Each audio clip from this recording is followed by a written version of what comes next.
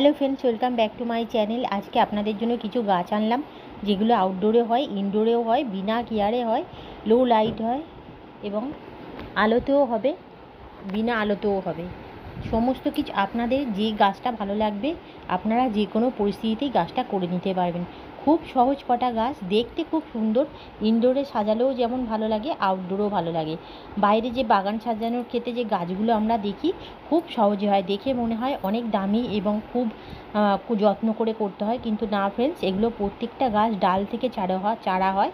শুধুমাত্র একটা যে বটল ব্রাশ গাছটা দেখিয়েছি ওটা ডাল থেকে চারা হয় না, ওটা আপনাদের কাটিং বা কলম করতে হয়। কলম করলে ওই চারাও সহজে হয়ে যায়, একটা থেকে হাজারটা হয়ে যায়।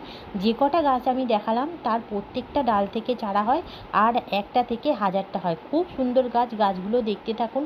তাহলে ফ্রেন্ডস, এগুলোর মাটি বা পরিচর্যা সম্পর্কে তো আমি অন্যান্য ভিডিওতে দিয়েছি বা বলেইছি। এই সবকটা গাছ খুব সহজ, আপনারা বিনা কেয়ারে যারা মানে ওয়ার্কিং আছেন, বেরোন, তাদের গাছের যত্ন করতে পারেন না, তেনারা এই গাছগুলো খুব সহজে করে নিতে পারবেন। আজকের ভিডিওতে আমি সেই গাছগুলি আপনাদের দেখালাম, যে সবাই এই গাছটা খুব সহজে, বাচ্চা থেকে বয়স্ক যে কেউ এই গাছগুলো খুব সহজে করে নিতে পারেন। তাহলে ফ্রেন্ডস, আর কথা বাড়ালাম না, আপনি গাছগুলো দেখতে থাকুন আর কমেন্ট করে বলবেন গাছগুলো কেমন লাগলো। চারা তৈরি করা আমি আগে দেখিয়েছি, পরে আবার দেখিয়ে দেবো। এই গাছগুলো এত ভালো লাগবে আপনাদের নিশ্চয়ই ভিডিওতে কমেন্ট করে আমাকে জানাবে। তাহলে আর কথা না বলে গাছগুলো দেখতে থাকুন।